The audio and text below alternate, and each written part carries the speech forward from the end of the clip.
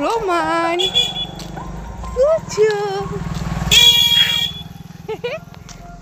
Hello everyone, আমি পৌলমি। আজ চলে এসেছি নতুন আরও একটা ভিডিও নিয়ে। তো আমাদের এখানে যে নেতাজির জন্মদিন উপলক্ষে মেলাটা হচ্ছিল, আজকে তার শেষ দিন।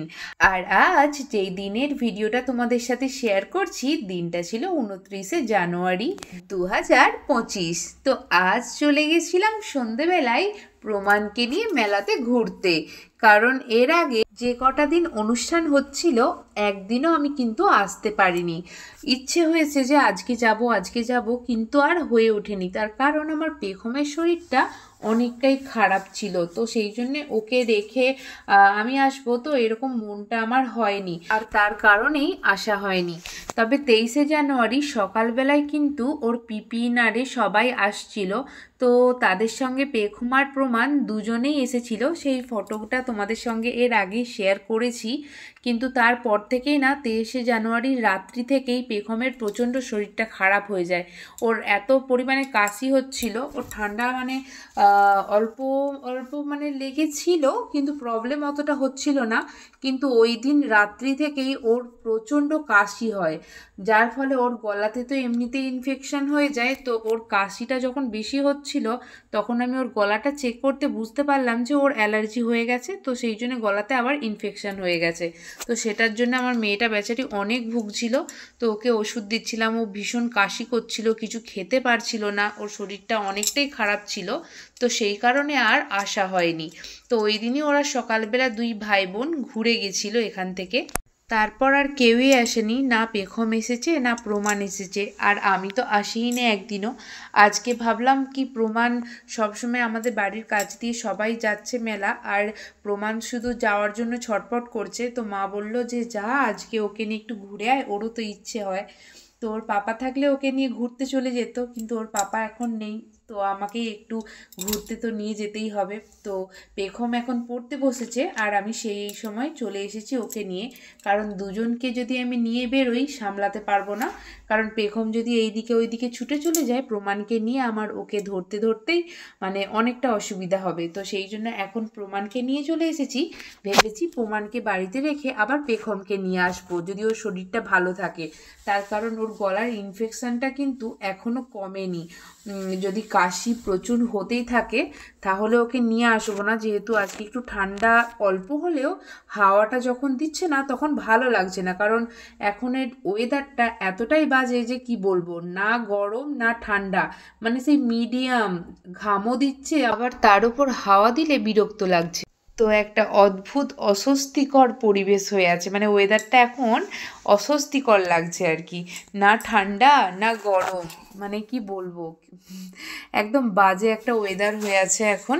রোদ তো বেরোচ্ছেই না দুপুরে, মানে সকাল থেকে পুরো কুয়াশা হয়ে আছে, আর রোদ তো অল্প একটু হালকা মতন বেরোচ্ছে, জামা কাপড় তো কিছুই শুকনো হচ্ছে না, যেহেতু রোদটা প্রপারভাবে বেরোচ্ছে না।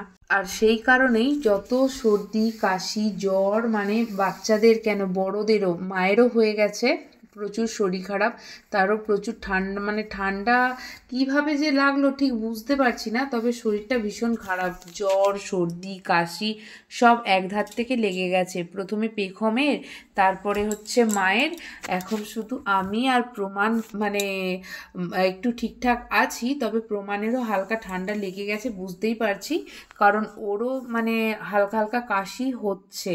জানি না কি হবে, তবে ওষুধ আমি এনেই রেখেছি, কখন কোনটা লাগে, কারণ বাড়িতে যাদের বাচ্চা আছে তারা তো জানোই আগে থেকেই সব কিছু স্টক করে রাখতে হয়, কখন কোনটা দরকার পড়ে।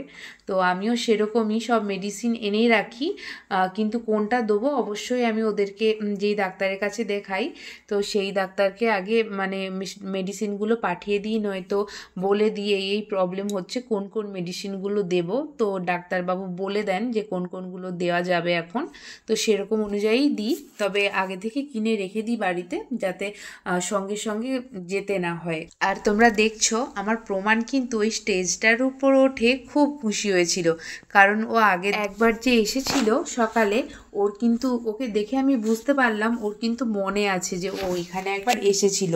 তো ও স্টেজটাতে ওকে যা আমি বসিয়ে দিয়েছি, ও এই দিক ঘুরছে ওই দিক ঘুরছে, আর আমি যখন ওকে ডাকছিলাম না ও আমার কাছে আর আসতে চাইছিল না, ওই স্টেজের মধ্যেই ও খেলবে বলে বসে গেছিল।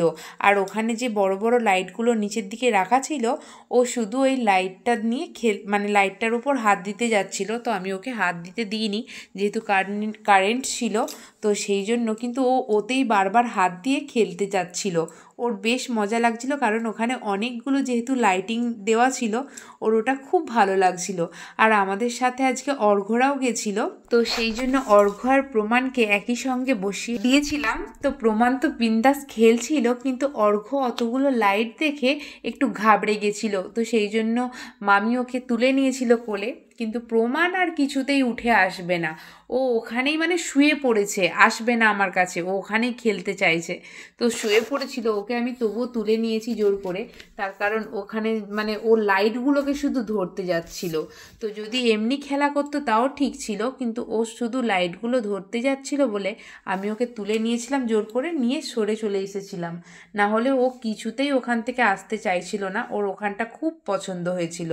তো স্টেজটা খুব সুন্দর করেও ছিল, ওখানটা মানে ফটো সেশনের জন্যই ওটা বানানো হয়েছিল।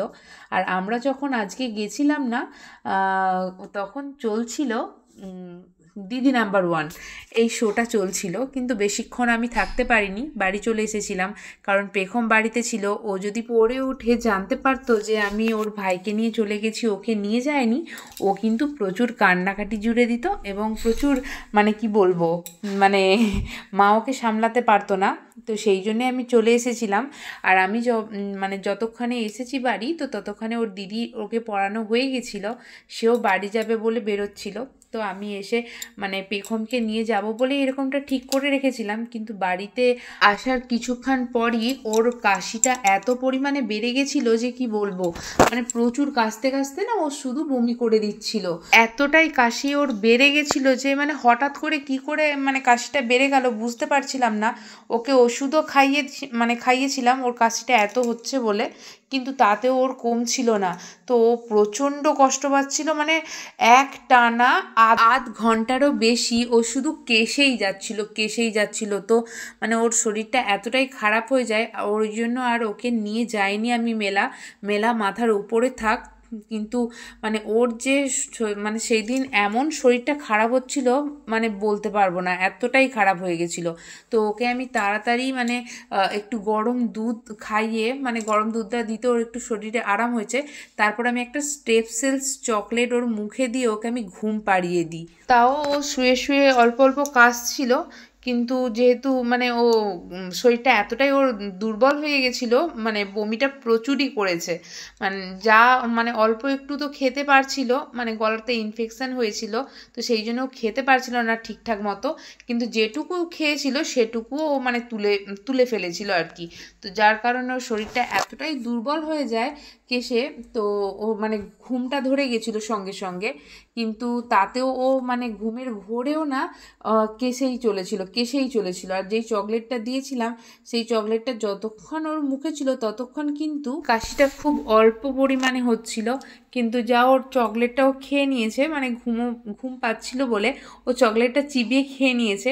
তো তারপর ওর আবার মানে কাশিটা হালকা হালকা হতেই থাকে। তো ও ওই দিন মানে বিকেল থেকে বলবো না, সন্ধে থেকে মানে গোটা রাত্রিটা ভীষণ পরিমাণে কষ্ট পেয়েছে। তো পরের দিন সকাল হতেই আমি ওকে নিয়ে ডাক্তারখানা যাই, তো সেখান থেকে আবার ওষুধ করে নিয়ে আসি। তো আপাতত ওর মানে গলাটা পুরোপুরি এখনও ঠিক হয়নি, ইনফেকশান মানে ওর যেই প্রবলেমটা হয় ওটা কমতে অনেকটাই টাইম লাগে। আর মানে কি বলবো, একটু ঠান্ডা লাগলেই মানে একটু 19-20 হলেই না ওর এই প্রবলেমটা হয়ে যায়। তো সেই জন্য মানে ওকে আমি অনেকটা সাবধানে রাখার চেষ্টা করি, কিন্তু কি করব, ও বাথরুমে যখন স্নান করতে যায় তখন প্রচুর জল ঘাটে, আর মানে আসতেই চাইবে না।